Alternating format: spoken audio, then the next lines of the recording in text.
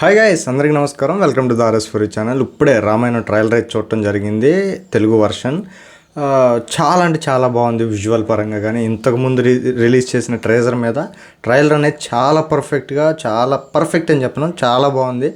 ఇప్పుడు లొసుకులు బొక్కలన్నీ మాట్లాడుకుందాం. ఏంటంటే హనుమంతుడు లేకోకుండా రామాయణం ఏంటి? ఓకే, మీరు హనుమంతుడు ఎంటర్ కాకముందు తీస్తున్నారేమో అని అనుకోవచ్చు. బట్ శూర్పణఖ, హనుమంతుడు రాముల వారు అడవిలోకి ఎంటర్ అయిన తర్వాత యుద్ధానికి వెళ్ళబోయే ముందు కలుస్తారు కదా. సో రాముడు లంకకు వెళ్ళి సీతను తీసుకొచ్చే టైంలోనైనా హనుమంతుని ఆంజనేయ స్వామిని చూపించాలి కదా. సో హనుమంతుడు ఎక్కడ? అండ్ ఇంకొకటి, అసలు అక్కడ ఉండేది గరుత్మంతుడు గద్ద అనమాట. అలాంటి ప్లేస్లో ఎత్తుకెళ్ళి రాబందుని పెట్టడం ఏంటి? నేనేదో ఇచ్చేయాలని కాదు, కానీ మేము అవి ఎక్స్పెక్ట్ చేస్తాం కదా. ఇప్పుడు గరుత్మంతుడిగా గద్దనే ఎక్స్పెక్ట్ చేస్తాం, హనుమంతుడిని మెయిన్ ఎక్స్పెక్ట్ చేస్తాం. అవి కూడా లేకుండా ఈ టూ మెయిన్ ఇంపార్టెంట్స్ ఏంటంటే ఆ టూ చాలా ఇంపార్టెంట్. అవి లేకుండా మీరు ట్రైలర్ రిలీజ్ చేయడం అనేది ఎంతవరకు కరెక్ట్? మేము ఎలా ఊహించుకోవాలి మీరు రిలీజ్ చేసిన దాన్ని? ఒక విజువల్ పరంగా, ఒక క్యాస్ట్ పరంగా చూసి హాల్కి వచ్చేయాలా ఏంటి? మేమైతే అలా రాం. ఒక మహాభారతం అనేది ఒక రామాయణం అనేది ఎలా తీయాలి, ఎలాంటి క్యారెక్టర్స్ ఉండాలి, అక్కడ ఏ ప్లేస్లో ఏ క్యారెక్టర్ ఉండాలి, అవి ఉంటేనే మేము హాల్కి వచ్చి చూడగలం. కానీ మేము వట్టర్ ఫ్లాప్ సినిమా అయిన ఓం రావుత్ గడిది ఆదిపురుష్ సినిమాకు కూడా చాలా ఆనందంగానే చూసాం. విజువల్స్ పరంగా మేము చాలా బాధపడి బయటకు వచ్చామే తప్ప, ఇలాంటి క్యారెక్టర్స్ని గ్రద్ద ప్లేస్లో రాబందుని హనుమంతుడు ఉండాల్సిన సార్ అసలు హనుమంతుడినే పెట్టకుండా నువ్వు ట్రైలర్ రిలీజ్ చేసావు చూడు, నీ గుండెకి హ్యాట్స్ ఆఫ్ చెప్పొచ్చు రా బాయ్. నువ్వు ఎవడో కానీ ట్రైలర్ కట్ చేసినాడు, దండం పెట్టి దండయ్యొచ్చు అడికి.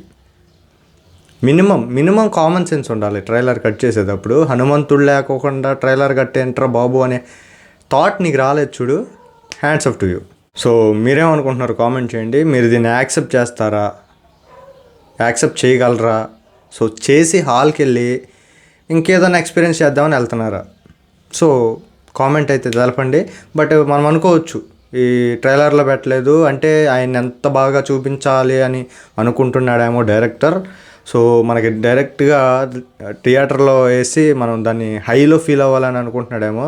బట్ మాకు థియేటర్లో ఆంజనేయ స్వామి ఎలా ఉంటాడు ఏంటి అనేది మాకు నెక్స్ట్ సెకండరీ. అది ముందు ఆంజనేయ స్వామిని నువ్వు ఎలా చూపించగలవు అనేది మాకు ట్రైలర్లో ఉండాలి.